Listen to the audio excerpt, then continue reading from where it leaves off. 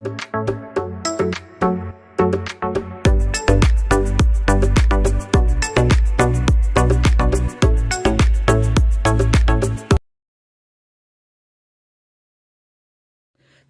ഏവർക്കും study Nifty മലയാളത്തിന്റെ daily market ന്യൂസിലേക്ക് സ്വാഗതം. ഇന്ന് സെപ്റ്റംബർ 2 തിങ്കളാഴ്ചയാണ്. പുതിയൊരു മാസം ഇവിടെ ആരംഭിക്കുകയാണ്. എല്ലാവർക്കും പ്രോഫിറ്റബിൾ ആയ ഒരു മാസം തന്നെ ആയിരിക്കട്ടെ എന്ന് ആഗ്രഹിക്കുന്നു. ആദ്യം US മാർക്കറ്റുകളിൽ നിന്ന് ആരംഭിച്ചാൽ 3 മാർക്കറ്റുകളും പോസിറ്റീവിൽ തന്നെയാണ് വെള്ളിയാഴ്ച ക്ലോസ് ചെയ്യുന്നത്. ടെക് സ്റ്റോക്കുകൾ തന്നെയാണ് കാര്യമായി നേട്ടമുണ്ടാക്കിയത്. ഇന്ന് ലേബർ ഡേയോടനുബന്ധിച്ച് US മാർക്കറ്റുകളിൽ അവധിയാണ്. യൂറോപ്യൻ മാർക്കറ്റുകൾ ഒരു മ്യൂട്ടഡ് ആയ അവസ്ഥയിലാണ് ക്ലോസ് ചെയ്തിട്ടുള്ളത്. മാത്രമല്ല, ഇന്ന് ഓപ്പൺ ചെയ്ത ഏഷ്യൻ മാർക്കറ്റുകൾ നല്ല ഉയർച്ചയിൽ തന്നെയാണ്. ഇന്ത്യൻ മാർക്കറ്റിലേക്ക് വന്നാൽ GST കളക്ഷനിൽ 10% വർധനവ് ഇയർ ഓൺ ഇയറിൽ വന്നിരിക്കുന്നു. മാത്രമല്ല, ഓട്ടോ സെയിൽസ് റിപ്പോർട്ട് പുറത്തു വന്നിട്ടുണ്ട്. അത്ര നല്ല ഒരു ഡാറ്റയല്ല ഓഗസ്റ്റ് മാസം പുറത്തു വന്നത്. ഇതുകൂടാതെ F&O സെഗ്മെന്റിലേക്ക് നിരവധി സ്റ്റോക്കുകൾ കൂടി വരാൻ സാധ്യതയുണ്ട് എന്ന വാർത്ത വരുന്നു. LIC, Paytm, DMart, Jio financial services, Zomato തുടങ്ങിയ സ്റ്റോക്കുകൾ. ഈ സ്റ്റോക്കുകളെ സംബന്ധിച്ച് ഈ വാർത്ത പോസിറ്റീവ് ആവാനുള്ള സാധ്യതയുണ്ട്. എങ്കിൽ എല്ലാ വാർത്തകളും നമുക്ക് പരിശോധിക്കാം. ആദ്യം നമ്മുടെ വീഡിയോ ആരെങ്കിലും ലൈക്ക് ചെയ്യാൻ മറന്നുപോയിട്ടുണ്ടെങ്കിൽ വീഡിയോ ദയവ് ചെയ്ത് ഒന്ന് ലൈക്ക് ചെയ്യുക. മാത്രമല്ല, സബ്സ്ക്രൈബ് ചെയ്യാൻ വിട്ടുപോയവർ ആ സബ്സ്ക്രൈബ് ബട്ടൺ കൂടി ഒന്ന് ക്ലിക്ക് ചെയ്യുക. ഇന്ന് ശ്രദ്ധിക്കേണ്ട ഏറ്റവും പ്രധാനപ്പെട്ട കുറച്ച് വാർത്തകളിലേക്കാണ്. എല്ലാ ദിവസങ്ങളിലും ഏറ്റവും പ്രധാനപ്പെട്ട ആ ദിവസത്തെ വാർത്തകളാണ് നമ്മൾ പറയാറുള്ളത്. കഴിഞ്ഞ ഓഗസ്റ്റ് 19 സംസ്ഥാനങ്ങളുടെ ക്യാപിറ്റൽ എക്സ്പെൻഡിച്ചറിൽ കുത്തനെയുള്ള ഇടിവ് വന്നു എന്ന വാർത്ത നമ്മൾ പറഞ്ഞിരുന്നതാണ്. ഇപ്പോൾ അതുമായി അനുബന്ധിച്ച് മറ്റൊരു വാർത്ത വരുന്നത്, സർക്കാർ ചെലവ് കുതിച്ചുയർന്നതിനാൽ ഇന്ത്യയുടെ സാമ്പത്തിക വളർച്ച 15 മാസത്തെ ഏറ്റവും താഴ്ന്ന നിലയിലെത്തി. ഏപ്രിൽ മുതൽ ജൂൺ വരെയുള്ള പാദത്തിൽ ഇന്ത്യയുടെ സാമ്പത്തിക വളർച്ച 6.7% കുറഞ്ഞു. ഇതാണ് 15 മാസത്തെ ഏറ്റവും താഴ്ന്ന നിലയിലേക്ക് എത്തിയത്. പ്രധാനമായും സമീപകാല ലോക്സഭാ തെരഞ്ഞെടുപ്പിന്റെ പശ്ചാത്തലത്തിൽ സർക്കാർ ചെലവ് കുറച്ചതാണ് ഇതിന് കാരണമായത്. ഈ പാദത്തിൽ 7.1% വളർച്ചയാണ് RBI ആദ്യം പ്രവചിച്ചിരുന്നത്. ഉപഭോഗം, നിക്ഷേപം, ഉൽപാദനം, സേവനങ്ങൾ, നിർമ്മാണം തുടങ്ങിയ പ്രധാന GDP ഘടകങ്ങൾ 7%-ലധികം വളർച്ചയുണ്ടാക്കി. അഗ്രികൾച്ചർ സെക്ടർ വീക്കായതാണ് മറ്റൊരു കാരണമായി കാണാൻ കഴിയുന്നത്. ഏതായാലും വരുന്ന മാസങ്ങളിൽ ക്യാപിറ്റൽ എക്സ്പെൻഡിച്ചർ പഴയ രീതിയിലേക്ക് വരും എന്ന് തന്നെയാണ് പ്രതീക്ഷിക്കപ്പെടുന്നത്. ഏതായാലും വരും പാദത്തിൽ 7.2% വാർഷിക വളർച്ച കൈവരിക്കുമെന്ന് തന്നെയാണ് RBI ഗവർണർ ശ്രീ ശക്തികാന്ത ദാസ് ആത്മവിശ്വാസം പ്രകടിപ്പിക്കുന്നത്. മറ്റൊരു വാർത്തയുള്ളത് F&O സെഗ്മെന്റ് നവീകരണവുമായി ബന്ധപ്പെട്ടതാണ്. പുതിയ ഓഹരികൾ നിഫ്റ്റി 50യിലും സെൻസെക്സിലും പ്രവേശിക്കാം. F&O മാർക്കറ്റിലെ സ്റ്റോക്കുകളുടെ പ്രവേശനത്തിനും പുറത്തു കടക്കലിനുമുള്ള മാനദണ്ഡങ്ങൾ മാർക്കറ്റ് റെഗുലേറ്റർ പരിഷ്കരിക്കുന്നു. LIC, Paytm, DMart, Jio financial services, Zomato തുടങ്ങിയ 79 ജനപ്രിയ സ്റ്റോക്കുകൾക്ക് F&O സെഗ്മെന്റിലേക്ക് വാതിൽ തുറക്കാൻ സാധ്യതയുണ്ട്. ഇനി ആകെയുള്ള 182 സ്റ്റോക്കുകളിൽ മാനദണ്ഡങ്ങൾ പാലിക്കാത്ത സ്റ്റോക്കുകളിൽ 18 സ്റ്റോക്കുകൾ ഒഴിവാക്കാനും സാധ്യതയുണ്ട്. 2025 മാർച്ചിലെ അവലോകനത്തിന് മുൻപ് തന്നെ നിഫ്റ്റി 50യിൽ സൊമാറ്റോ, ജിയോ ഫിനാൻഷ്യൽ എന്നിവ ഉൾപ്പെടുത്താനുള്ള സാധ്യതയുണ്ട്. ഇനി F&O സെഗ്മെന്റിൽ ഒരു മാറ്റം വരുത്തുന്നത് എന്തിനാണെന്ന് വെച്ചാൽ, വികസിച്ചുകൊണ്ടിരിക്കുന്ന വിപണി ആവശ്യങ്ങളെ പ്രതിഫലിപ്പിക്കുന്ന ശക്തമായ ലിക്വിഡിറ്റിയുള്ള സ്റ്റോക്കുകൾ ഉൾപ്പെടുത്തുകയും മോശം ലിക്വിഡിറ്റിയുള്ള സ്റ്റോക്കുകൾ ഒഴിവാക്കുകയാണ് ഇവിടെ ചെയ്യുന്നത്. ഏതായാലും ഈ ഒരു വാർത്ത വളരെ പോസിറ്റീവ് ആവാൻ സാധ്യതയുള്ള ഒരു വാർത്ത തന്നെയാണ്, പ്രത്യേകിച്ച് കമ്പനികളായ Zomato, Jio financial service, LIC, Paytm, DMart തുടങ്ങിയ കമ്പനികൾക്ക്. മറ്റൊരു വാർത്തയുള്ളത്, ഓഗസ്റ്റിലെ മൊത്ത ചരക്ക് സേവന നികുതി ശേഖരം വർഷം തോറും 10% ഉയർന്ന് 1.75 ലക്ഷം കോടി രൂപയിലെത്തി. ഞായറാഴ്ച ധനമന്ത്രാലയം പുറത്തുവിട്ട കണക്കുകളാണ് ഇത് വ്യക്തമാക്കുന്നത്. ഏതായാലും ഇത് എക്കോണമിയെ സംബന്ധിച്ച് വളരെ പോസിറ്റീവായ ഒരു വാർത്ത തന്നെയാണ്. അടുത്തതായി നമ്മൾ ഓട്ടോ സെയിൽസ് ഡാറ്റയാണ് പരിശോധിക്കുന്നത്. ഓഗസ്റ്റ് മാസത്തെ ഓട്ടോ സെയിൽസ് ഡാറ്റയാണ്. പ്രധാനപ്പെട്ട കമ്പനികളുടെ മാത്രം ഒന്ന് പരിശോധിച്ചു പോവാം. ടോട്ടൽ സെയിൽസിൽ 3.86% ഇടിവാണ് ഇയർ ഓൺ ഇയറിൽ വന്നിരിക്കുന്നത്. ഡൊമസ്റ്റിക് പാസഞ്ചർ വെഹിക്കിൾ സെയിൽസിൽ 8.4% ഇടിവ് വന്നിരിക്കുന്നു. ടോട്ടൽ ഡൊമസ്റ്റിക് സെയിൽസിലും 5.3% ഇടിവാണ് വന്നിരിക്കുന്നത്. എക്സ്പോർട്സ് വർദ്ധിച്ചിട്ടുണ്ട്. അടുത്തത് ടാറ്റ മോട്ടോഴ്സാണ്. ടോട്ടൽ സെയിൽസിൽ 8.1% ഇടിവ് വന്നിരിക്കുന്നു. കൊമേഴ്ഷ്യൽ വെഹിക്കിൾ സെയിൽസിൽ 15.2% ഇടിവാണ് വന്നിരിക്കുന്നത്. പാസഞ്ചർ വെഹിക്കിൾ സെയിൽസിൽ 3.15% ഇടിവും വന്നിരിക്കുന്നു. അപ്പോൾ ടാറ്റ മോട്ടോഴ്സിൻ്റെയും അതുപോലെ മാരുതി സുസുക്കിയുടെയും അത്ര നല്ല നമ്പറുകളല്ല എന്ന് കാണാം. അടുത്തത് TVS മോട്ടോഴ്സ് ആണ്. മൊത്തം സെയിൽസിൽ 13% വർധനവാണ് ടോട്ടൽ സെയിൽസിൽ വന്നിരിക്കുന്നത്. ഇനി 2 വീലർ സെയിൽസിൽ 14% വർധനവുണ്ടായിരിക്കുന്നു. എക്സ്പോർട്സിൽ 14% വർധനവ് ഇയർ ഓൺ ഇയറിലും ഇലക്ട്രിക് വെഹിക്കിൾ സെയിൽസിൽ 4% വർധനവും രേഖപ്പെടുത്തി. മറ്റൊരു കാര്യം കൂടി ഇവിടെ പറയാനുള്ളത്, TVS മോട്ടോഴ്സിന്റെയും ബജാജ് ഓട്ടോയിന്റെയും ഇലക്ട്രിക് സ്കൂട്ടറുകളുടെ സംയോജിത ചില്ലറ വിൽപ്പന ഓഗസ്റ്റിലെ ഓല ഇലക്ട്രോണിക്സിന്റെ വിൽപ്പനയെ മറികടന്നു എന്നുകൂടി വാഹൻ പോർട്ടൽ നൽകുന്ന ഡാറ്റ സൂചിപ്പിക്കുന്നു. ഏതായാലും ഓട്ടോ സെയിൽസ് ഡാറ്റ നെഗറ്റീവായിട്ട് തന്നെയാണ് കാണപ്പെടുന്നത്. ഇനി വരുന്ന ഫെസ്റ്റിവൽ സീസണിൽ തന്നെയാണ് നമുക്ക് ഏവർക്കും പ്രതീക്ഷയുള്ളതും. ഫെസ്റ്റിവൽ സീസണിൽ സെയിൽസ് കാര്യമായി തന്നെ വർദ്ധിക്കും എന്ന് പ്രതീക്ഷിക്കാം. മറ്റ് സ്റ്റോക്ക് ന്യൂസുകൾ നോക്കാം. ആദ്യം MOIL ലിമിറ്റഡ് 44% അല്ലെങ്കിൽ അതിൽ കൂടുതൽ മാഗ്നീസ് ഉള്ളടക്കമുള്ള മാഗ്നീസ് അയിരുകളിൽ 20% വില കുറയും. 44% മാഗ്നീസ് ഉള്ളടക്കത്തിൽ താഴെയുള്ള മാഗ്നീസ് അയിരുകളിൽ 15% വില കുറയും. 30%, 25% മാഗ്നീസ് ഉള്ളടക്കമുള്ള കെമിക്കൽ ട്രേഡുകളുടെ ഉൾപ്പെടെയുള്ള മറ്റെല്ലാ ഗ്രേഡുകളിലും വില 15% കുറയുക. അടുത്തത് ഹിന്ദുസ്ഥാൻ പെട്രോളിയമാണ്. പുഷ്പകുമാർ ജോഷി ചെയർമാനും മാനേജിംഗ് ഡയറക്ടറുമായ അദ്ദേഹം സെപ്റ്റംബർ 1 സ്ഥാനമൊഴിയും. അടുത്തത് SJVN, NHPC, റെയിൽടെൽ കോർപ്പറേഷൻ തുടങ്ങിയ കമ്പനികൾക്ക് പോസിറ്റീവായിട്ടുള്ള വാർത്തയാണ്. ഇന്ത്യൻ സർക്കാർ നവരത്ന പദവി ഈ പറഞ്ഞ കമ്പനികൾക്ക് നൽകിയിരിക്കുന്നു. അടുത്തതായി ഇൻസെക്ടിസൈഡ്സ് ഇന്ത്യയാണ്. 5 ലക്ഷം ഓഹരികൾ, അതായത് ഒരു ഓഹരിക്ക് 1000 രൂപ നിരക്കിൽ 50 കോടി രൂപയ്ക്ക് ബൈബാക്ക് വാങ്ങാൻ ഡയറക്ടർ ബോർഡ് അംഗീകാരം നൽകി. തിരിച്ചുവാങ്ങലിന്റെ റെക്കോർഡ് തീയതി സെപ്റ്റംബർ 11. ഇന്ന് F&O സെഗ്മെന്റിൽ ബാനായ സ്റ്റോക്ക് ബൽറാംപൂർ ചിനി മിൽസ് മാത്രമാണ്. ഇനി പതിവ് പോലെ നമ്മുടെ ലൈവ് സെഷൻ സ്റ്റാർട്ട് ചെയ്യാറുള്ളത് രാവിലെ 11 മണിക്കാണ്. 11 മണി മുതൽ 3:30 വരെയാണ് ലൈവ് ഉണ്ടായിരിക്കുക. ഇനി ചില ദിവസങ്ങളിൽ നമുക്ക് ലൈവ് കണ്ടക്ട് ചെയ്യാൻ സാധിക്കാറില്ല. അത്തരത്തിലുള്ള ദിവസങ്ങളിലും അതുപോലെ എല്ലാ ദിവസങ്ങളിലും സ്ഥിരമായിട്ട് സ്റ്റുഡൻസിന് നമ്മുടെ എഡ്യൂക്കേഷൻ ടെലഗ്രാം ചാനലിൽ ജോയിൻ ചെയ്യുകയാണെങ്കിൽ നിങ്ങൾക്ക് ഞങ്ങൾ തരുന്ന എല്ലാ എഡ്യൂക്കേഷണൽ വ്യൂസും ലഭിക്കുന്നതാണ്. അപ്പോൾ ആർക്കെങ്കിലും ജോയിൻ ചെയ്യാൻ താല്പര്യമുണ്ടെങ്കിൽ തൊട്ടുമുകളിൽ നമ്മളിവിടെ ഒരു വാട്സപ്പ് നമ്പർ നൽകിയിട്ടുണ്ട്. ആ നമ്പറിൽ മെസ്സേജ് അയച്ചതിന് ശേഷം നിങ്ങൾക്ക് ഞങ്ങളുടെ എഡ്യൂക്കേഷൻ ടെലഗ്രാം ചാനലിൽ ജോയിൻ ചെയ്യാവുന്നതാണ്. ഈ ആഴ്ചയിലെ പ്രധാനപ്പെട്ട ഇവൻസുകളാണ്. സെപ്റ്റംബർ 2 തിങ്കളാഴ്ച ഇന്ത്യ മാനുഫാക്ചറിംഗ് PMI ഡാറ്റ പുറത്തു വരും. അന്നേ ദിവസം തന്നെ ചൈനീസ് മാനുഫാക്ചറിംഗ് PMI ഡാറ്റയും അന്നേ ദിവസം തന്നെയാണ്. സെപ്റ്റംബർ 3 ചൊവ്വാഴ്ച US manufacturing PMI data. September 4 ബുധനാഴ്ച HSBC services PMI, Caixin services PMI data. September 5 വ്യാഴാഴ്ച റിലയൻസ് ഇൻഡസ്ട്രീസ് ബോർഡ് മീറ്റിംഗ് ഉണ്ട്. US initial jobless claims. അത് കഴിഞ്ഞാൽ സെപ്റ്റംബർ 6 നടക്കുന്ന പ്രധാനപ്പെട്ട events bank loan growth rate ഉണ്ട്. ഗ്ലോബൽ ഫുഡ് ഇൻഫ്ലേഷൻ അളക്കുന്ന FOA food price index data വെള്ളിയാഴ്ചയാണ് പുറത്തു വരുന്നത്. ഈ ആഴ്ച പുറത്തു വരുന്ന ഏറ്റവും പ്രധാനപ്പെട്ട കുറച്ച് ഡാറ്റാസ് ആണ് നമ്മളിവിടെ പറഞ്ഞത്.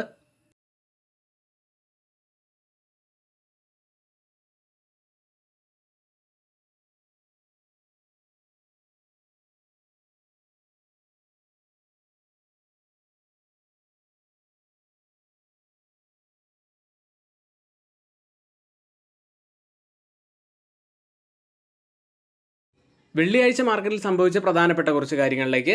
തുടർച്ചയായ 12ാമത്തെ ദിവസവും മാർക്കറ്റ് പോസിറ്റീവിൽ ക്ലോസ് ചെയ്തു. 31 വർഷത്തിനിടയിലെ ഏറ്റവും ദൈർഘ്യമേറിയ വിജയ പരമ്പരയായിരുന്നു നിഫ്റ്റിയിൽ നമുക്ക് കാണാൻ സാധിച്ചത്. തുടർച്ചയായ 4ാമത്തെ ദിവസവും റെക്കോർഡ് ഹൈയിലാണ് നിഫ്റ്റിയും സെൻസെക്സും ക്ലോസ് ചെയ്യുന്നത്. സെക്ടറുകളിൽ Nifty pharma record high touch ചെയ്തു. ബജാജ് ഫിനാൻസും ബജാജ് ഫിൻസർവും നേട്ടങ്ങൾ തുടരുന്നു. 1% ഉയർന്നത്. മന്ത്ലി സെയിൽസ് ഡാറ്റയ്ക്ക് മുന്നോടിയായി M&Mഉം ഹീറോയും എന്നിവ നേട്ടമുണ്ടാക്കി. ബോണസ് ഇഷ്യൂവിനെ തുടർന്ന് വ്യാഴാഴ്ച നേട്ടമുണ്ടാക്കിയ NBCC വെള്ളിയാഴ്ച 4% ഇടിഞ്ഞു. പോസിറ്റീവ് ബ്രോക്കേജ് നോട്ടിനെ തുടർന്ന് ഭാരതി എയർടെൽ 2% ഉയർന്നു. നിഫ്റ്റിയിലേക്ക്. ഇപ്പോൾ അവസാനിച്ച ഓഗസ്റ്റ് മാസം ഒത്തിരിയേറെ നാടകീയമായ സംഭവങ്ങൾ നടന്ന ഒരാഴ്ച തന്നെയായിരുന്നു.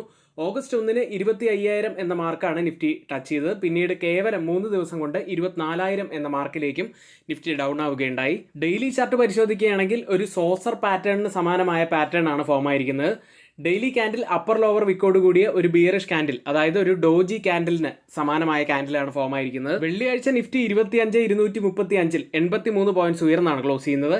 25,268 എന്ന പുതിയ ഓൾ ടൈം ഹൈ ആണ് നിഫ്റ്റി വെള്ളിയാഴ്ച ടച്ച് ചെയ്തത്. നിഫ്റ്റിയിൽ വലിയ ഒരു ബുള്ളിഷ് ക്യാൻഡിലാണ് വീക്ക്ലി ചാർട്ടിൽ ഫോം ആയിരിക്കുന്നത്. ഏകദേശം 1.66% കഴിഞ്ഞ ആഴ്ച നിഫ്റ്റി ഉയരുകയും ചെയ്തു. ഡെയിലി ചാർട്ടിൽ കഴിഞ്ഞ തിങ്കളാഴ്ച ഒരു ബുള്ളിഷ് ഗ്യാപ്പ് ഫോം ആയിട്ടുണ്ട്. വീക്ക്ലി ചാർട്ടിലും ആ ഗ്യാപ്പ് കാണാവുന്നതാണ്. അതുകൊണ്ട് ഈ ഗ്യാപ്പ് ഏരിയ നമ്മൾ പ്രത്യേകം ശ്രദ്ധിക്കേണ്ടതാണ്. 24,850 മുതൽ 24,875 വരെയാണ് ഈ ഒരു ഗ്യാപ്പ് ഏരിയ ഉള്ളത്. പ്രീവിയസ് സ്വിംഗ് ഹൈ ആയിട്ടുള്ള 25,080 പ്രധാനപ്പെട്ട ഒരു സപ്പോർട്ട് ആവാൻ സാധ്യതയുണ്ട്. അപ്സൈഡിലേക്ക് വന്നാൽ പ്രധാനപ്പെട്ട റെസിസ്റ്റൻസ് ആവാൻ സാധ്യതയുള്ളത് 25,700 മുതൽ 25,800 വരെയുള്ള ലെവലാണ്. ഈ എല്ലാ കാര്യങ്ങളും വിലയിരുത്തുമ്പോൾ നിഫ്റ്റിയുടെ ഒരു ഓവറോൾ ട്രെൻഡ് ഇപ്പോഴും പോസിറ്റീവായി തന്നെയാണ് തുടരുന്നത്. മാക്സിമം ഓപ്പൺ ഇൻട്രസ്റ്റ് രേഖപ്പെടുത്തിയ കോൾ സൈഡിലെയും പുട്ട് സൈഡിലെയും സ്ട്രൈക്കുകൾ. കോൾ സൈഡിൽ കൂടുതൽ ഓപ്പൺ ഇൻട്രസ്റ്റ് രേഖപ്പെടുത്തിയിരിക്കുന്ന ആദ്യത്തെ സ്ട്രൈക്ക് 26,000 ആണ്. അതിനുശേഷം 25,700 സ്ട്രൈക്കും അതിനുശേഷം 25,800 സ്ട്രൈക്കുമാണ്. പുട്ട് സൈഡിൽ കൂടുതൽ ഓപ്പൺ ഇൻട്രസ്റ്റ് രേഖപ്പെടുത്തിയിരിക്കുന്ന ആദ്യത്തെ സ്ട്രൈക്ക് 25,200, അതിനുശേഷം 25,000 സ്ട്രൈക്ക്, അതിനുശേഷം 24,500 strike. Weekly open interest data പ്രകാരം ഒരു റെസിസ്റ്റൻസ് ആവാൻ സാധ്യതയുള്ളത് 25,700 സപ്പോർട്ട് ആവാൻ സാധ്യതയുള്ളത് 25,200 അടുത്തതായി നിഫ്റ്റിയുടെ change in open interest data കൂടി പരിശോധിക്കാം. പ്രധാനപ്പെട്ട സ്ട്രൈക്കുകളിൽ വന്ന വ്യത്യാസങ്ങളാണ് പരിശോധിക്കുന്നത്. ഇതുവഴി മാർക്കറ്റ് മുകളിലേക്കാണോ താഴേക്കാണോ പോകാൻ സാധ്യതയുള്ളത് എന്നതുകൂടി നമുക്കൊന്നറിയാം. ആദ്യം 25,250 സ്ട്രൈക്കിൽ 1,255% വർധനവ് പുഷ് സൈഡിൽ കാണാം. ഒരു ലോങ് ബിൽഡപ്പാണ്. എന്നാൽ 177% വർധനവാണ് കോൾ സൈഡിലുള്ളത്. ചെറിയ ഒരു ഷോർട്ട് ബിൽഡപ്പാണത്. 25,200 സ്ട്രൈക്കിൽ 193% വർധനവ് പുട്ട് സൈഡിൽ ലോങ് ബിൽഡപ്പാണ്. 20% മാത്രം വർധനവാണ് കോൾ സൈഡിൽ കാണുന്നത്. വളരെ ചെറിയ ഒരു ഷോർട്ട് ബിൽഡപ്പാണത്. അടുത്തതായി 25,300 സ്ട്രൈക്കിൽ 453% വർധനവ് പുട്ട് സൈഡിൽ ലോങ് ബിൽഡപ്പ്. 60% വർധനവ് കോൾ സൈഡിൽ ഒരു ഷോർട്ട് ബിൽഡപ്പും കാണാം. ഈ 3 സ്ട്രൈക്കുകളും കമ്പയർ ചെയ്യുമ്പോൾ മാർക്കറ്റിനെ മുകളിലേക്ക് കൊണ്ടുപോകാൻ കഴിവുള്ള പുട്ട് സെല്ലേഴ്സ് നല്ല സ്ട്രോങ് ആയി നിൽക്കുന്നു എന്ന് കാണാം. ബാങ്ക് നിഫ്റ്റിയിലേക്ക് 51,351 198 പോയിന്റ്സ് ഉയർന്നാണ് ബാങ്ക് നിഫ്റ്റി വെള്ളിയാഴ്ച ക്ലോസ് ചെയ്യുന്നത്. ബാങ്ക് നിഫ്റ്റിയിൽ 50-ഡേ SMA ഉള്ളത് 51,550 ലെവലിലാണ്. അതായത് ബാങ്ക് നിഫ്റ്റിയിൽ 51,550 പ്രധാനപ്പെട്ട ഒരു ലെവൽ തന്നെയാണ്. അത് ബ്രേക്ക് ചെയ്ത് ക്ലോസ് ചെയ്യാൻ സാധിക്കുകയാണെങ്കിൽ ബാങ്ക് നിഫ്റ്റിക്ക് കൂടുതൽ ഉയരങ്ങളിലേക്ക് പോകാൻ കഴിയും എന്ന് തന്നെയാണ് പ്രതീക്ഷിക്കുന്നത്. മാക്സിമം ഓപ്പൺ ഇൻട്രസ്റ്റ് രേഖപ്പെടുത്തിയ ബാങ്ക് നിഫ്റ്റിയിലെ കോൾ സൈഡിലെയും പുട്ട് സൈഡിലെയും സ്ട്രൈക്കുകൾ. കോൾ സൈഡിൽ കൂടുതൽ ഓപ്പൺ ഇൻട്രസ്റ്റ് രേഖപ്പെടുത്തിയിരിക്കുന്ന ആദ്യത്തെ സ്ട്രൈക്ക് 51,500 അതിനുശേഷം 52,000 സ്ട്രൈക്കും അതിനുശേഷം 53,000 സ്ട്രൈക്കുമാണ്. പുട്ട് സൈഡിൽ കൂടുതൽ ഓപ്പൺ ഇൻട്രസ്റ്റ് രേഖപ്പെടുത്തിയിരിക്കുന്ന ആദ്യത്തെ സ്ട്രൈക്ക് 51,000 അതിനുശേഷം 50,000 സ്ട്രൈക്കും അതിനുശേഷം 50,800 സ്ട്രൈക്കിലുമാണ്. ഓപ്പൺ ഇൻട്രസ്റ്റ് ഡാറ്റ പ്രകാരം ഒരു റെസിസ്റ്റൻസ് ആവാൻ സാധ്യതയുള്ളത് 51,500 സപ്പോർട്ട് ആവാൻ സാധ്യതയുള്ളത് 51,000 തുടർച്ചയായ രണ്ടാമത്തെ ദിവസവും ഇന്ത്യ വിക്സ് ഇടിഞ്ഞു. 13.39 2.86% ഇന്ത്യ വിക്സ് ഇടിഞ്ഞത്. ഗ്ലോബൽ മാർക്കറ്റ് സെഗ്മെന്റിൽ ആദ്യം FIDA ആക്ടിവിറ്റിയാണ്. FIs തുടർച്ചയായ ദിവസങ്ങളിൽ ശക്തമായ ബൈയിങ്ങിൽ തന്നെയാണ്. വെള്ളിയാഴ്ച 5,318 കോടി രൂപയ്ക്ക് അവർ ബൈ ചെയ്തു. DIs ആവട്ടെ 3,198 കോടി രൂപയ്ക്ക് സെല്ല് ചെയ്യുകയാണ് ചെയ്തത്. US മാർക്കറ്റിലേക്ക് വാൾസ്ട്രീറ്റ് ഓഹരികൾ വെള്ളിയാഴ്ച ഉയർന്നു. സെപ്റ്റംബറിൽ ഫെഡറൽ റിസർവ് നിരക്ക് കുറയ്ക്കും എന്ന പ്രതീക്ഷകൾ തന്നെയാണ് US മാർക്കറ്റുകൾ ഉയരാൻ കാരണമായത്. ടെസ്ലയും ആമസോണും ഇന്റലും അടക്കമുള്ള സ്റ്റോക്കുകൾ ശക്തമായി തന്നെ ഉയർന്നു. വെള്ളിയാഴ്ച US നിന്നും പേഴ്സണൽ കൺസംഷൻ എക്സ്പെൻഡിച്ചർ ഡാറ്റയാണ് പുറത്തു വന്നത്. US ഉപഭോക്തൃ ചെലവ് ജൂലൈയിൽ ശക്തമായി വർദ്ധിച്ചു. വില മിതമായ നിരക്കിൽ ഉയർന്നപ്പോൾ സമ്പദ് വ്യവസ്ഥ ശക്തമായി തുടരുന്നു എന്ന സൂചനകൾ നൽകിയത്. ഈ ഡാറ്റയ്ക്ക് ശേഷം 25 ബേസിസ് പോയിന്റ്സ് റേറ്റ് കട്ടിനുള്ള സാധ്യത CME ഫെഡ് വാച്ച് ടൂളും കാണിച്ചു തരുന്നു. സ്റ്റോക്കുകളിലേക്ക് വന്നാൽ ഏതാനും ദിവസങ്ങളായി വീക്കായിരുന്ന ടെക് ഓഹരികൾ തന്നെയാണ് നേട്ടമുണ്ടാക്കിയത്. ആമസോൺ, ടെസ്ല എന്നിവ 3%, ഇന്റൽ 10%, ബ്രോഡ്കോം 4%, മാർവൽ ടെക്നോളജീസ് 9% എന്നിങ്ങനെയാണ് ഉയർന്നത്. സെപ്റ്റംബർ ഏതായാലും US മാർക്കറ്റിനെ സംബന്ധിച്ച് നമ്മൾ വളരെ പ്രതീക്ഷയോടെ കാത്തിരിക്കുന്ന ഒരു മാസം തന്നെയാണ്. കാരണം ഈ മാസം ഒരു റേറ്റ് കട്ട് ഉണ്ടായിരിക്കും എന്ന് ഏറെക്കുറെ പ്രതീക്ഷയിൽ തന്നെയാണ് നമ്മൾ. ഈ ആഴ്ച പുറത്തു വരാനിരിക്കുന്ന പ്രധാനപ്പെട്ട ഡാറ്റകളിൽ ഏറ്റവും ആദ്യം നമുക്ക് പറയേണ്ടത് ലേബർ ഡിപ്പാർട്ട്മെന്റ് പുറത്തുവിടുന്ന ഓഗസ്റ്റ് ജോബ്സ് റിപ്പോർട്ടാണ്. വെള്ളിയാഴ്ചയാണ് ഡാറ്റ പുറത്തു വരുന്നത്. ഇന്ന് US മാർക്കറ്റുകളിൽ ഒരു ഹോളിഡേ ആണ്. ലേബർ ഡേയോടനുബന്ധിച്ചാണ് ഇപ്പോൾ അവധിയുള്ളത്. ഇനി വെള്ളിയാഴ്ചത്തെ S&P 500-ലെ 11 സെക്ടറുകൾ പരിശോധിക്കുകയാണെങ്കിൽ നേട്ടമുണ്ടാക്കിയത് കൺസ്യൂമർ ഡിസ്ക്രിഷണറി സെക്ടർ ആയിരുന്നു. US-ൽ ലിസ്റ്റ് ചെയ്ത ഇന്ത്യൻ കമ്പനികളുടെ പ്രകടനത്തിലേക്കാണ്. ആദ്യം ടെക് സൈഡിൽ ഇൻഫോസിസ് 0.34% നേട്ടമുണ്ടാക്കി. HDFC ബാങ്ക് 0.18% ഉയർന്നത്. ബാങ്കിംഗ് സൈഡിൽ ICICI ബാങ്ക് 0.65% നേട്ടമുണ്ടാക്കി. വിപ്രോ 0.16% ഇടിയുകയാണ് ഉണ്ടായത്. ഡോക്ടർ റെഡ്ഡിയും റിലയൻസ് ഇൻഡസ്ട്രീസും ഏകദേശം 1.5% ഉയർന്നു. ഇപ്പോൾ ട്രേഡിംഗ് നടക്കുന്ന US മാർക്കറ്റിന്റെ ഫ്യൂച്ചേഴ്സ് ഡൗ ജോൺസ് 0.06% ഇടിവിലാണ്. S&P 500 0.09% ഇടിവിലും ട്രേഡ് ചെയ്യുന്നു. വെള്ളിയാഴ്ച ക്ലോസ് ചെയ്യുന്ന യൂറോപ്യൻ മാർക്കറ്റുകൾ ഒരു ചെറിയ നെഗറ്റിവിറ്റിയിലാണ് ക്ലോസ് ചെയ്യുന്നത്. UK മാർക്കറ്റ് FTSE 0.04% ഇടിവിലും, ജർമ്മൻ മാർക്കറ്റ് ഡാക്സ് 0.03% ഇടിവിലും, ഫ്രാൻസ് മാർക്കറ്റ് CAC 0.13% ഇടിവിലും ആണ് വെള്ളിയാഴ്ച ട്രേഡിംഗ് അവസാനിപ്പിച്ചത്. ഇനി യൂറോപ്യൻ മാർക്കറ്റിലേക്ക് വന്നാൽ വെള്ളിയാഴ്ച സ്റ്റാറ്റിസ്റ്റിക്സ് ഏജൻസിയായ യൂറോസ്റ്റാറ്റ് പുറത്തുവിട്ട ഫ്ലാഷ് കണക്കുകൾ പ്രകാരം യൂറോസോൺ പണപ്പെരുപ്പം ഓഗസ്റ്റിൽ 3 വർഷത്തെ ഏറ്റവും താഴ്ന്ന നിരക്കായ 2.2% കുറഞ്ഞു. ഈ ഡാറ്റ ഇൻലൈൻ വിത്ത് എക്സ്പെക്ടേഷൻ ആയിട്ട് തന്നെയാണ് പുറത്തു വന്നത്. ഇതുകൂടാതെ വ്യാഴാഴ്ച പുറത്തുവന്ന ജർമ്മൻ, സ്പാനിഷ് CPI റിപ്പോർട്ടുകൾ ഇരു രാജ്യങ്ങളുടെയും പണപ്പെരുപ്പ സമ്മർദ്ദം ലഘൂകരിക്കുന്നതായുള്ള കണക്കുകളും കാണിച്ചു തന്നു. ഇപ്പോൾ ട്രേഡിംഗ് നടക്കുന്ന യൂറോപ്യൻ മാർക്കറ്റിന്റെ ഫ്യൂച്ചേഴ്സ് മിക്സഡ് ആയിട്ടാണുള്ളത്. ഡാക്സ് 0.05% നേട്ടത്തിൽ, CAC 0.10% ഇടിവിൽ, FTSE 0.08% ഇടിവിലും ട്രേഡ് ചെയ്യുന്നു. ഏഷ്യൻ മാർക്കറ്റിലേക്ക് ഈ ആഴ്ച വളരെ പ്രധാനപ്പെട്ട ധാരാളം ഡാറ്റകളാണ് ഏഷ്യൻ മാർക്കറ്റുകളെ വെയിറ്റ് ചെയ്തിരിക്കുന്നത്. ദക്ഷിണ കൊറിയയിൽ നിന്നുള്ള പണപ്പെരുപ്പ ഡാറ്റ, ഓസ്ട്രേലിയയിൽ നിന്നും രണ്ടാം പാദ GDP ഡാറ്റ, ഈ ആഴ്ച അവസാനം ജപ്പാനിൽ നിന്നും ശമ്പളത്തിൻ്റെയും ഗാർഹിക ചെലവുകളുടെയും ഡാറ്റ എന്നിങ്ങനെയാണ് പുറത്തു വരാനിരിക്കുന്ന ഡാറ്റകൾ. ഇപ്പോൾ ട്രേഡിംഗ് ആരംഭിച്ച ഗിഫ്റ്റ് നിഫ്റ്റി ഉള്ളത് 25,415.50 എന്ന നിലയിലാണ്. 23.50 പോയിന്റ് സബ്സൈഡിലാണ് ഇപ്പോൾ ട്രേഡ് ചെയ്യുന്നത്. ഇപ്പോൾ സമയം 7 മണിയാണ്. ഇപ്പോഴത്തെ ഈ ഒരു നില വെച്ച് നിഫ്റ്റിയിൽ നമുക്ക് 35 മുതൽ 40 പോയിന്റ്സിന്റെ ഒരു ഗ്യാപ്പ് ഓഫ് ഓപ്പണിങ്ങിനാണ് സാധ്യതയുള്ളത്. മറ്റ് ഏഷ്യൻ മാർക്കറ്റുകളിൽ ജപ്പാൻ മാർക്കറ്റ് നിക്കി 0.55% നേട്ടത്തിൽ, തായ്വാൻ മാർക്കറ്റ് 0.51% നേട്ടത്തിൽ, കോസ്പി മാർക്കറ്റ് 0.16% നേട്ടത്തിലും ട്രേഡ് ചെയ്യുന്നു. ഓയിൽ പ്രൈസുകൾ.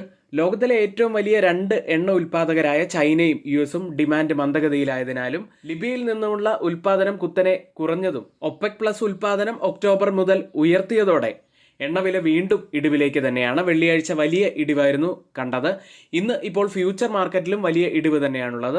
ബ്രന്റ് ഫ്യൂച്ചേഴ്സ് ഇപ്പോൾ ട്രേഡ് ചെയ്യുന്നത് $76.53 പെർ ബാരൽ എന്ന നിലയിൽ 0.52% ഇടിവിൽ ട്രേഡ് ചെയ്യുന്നു.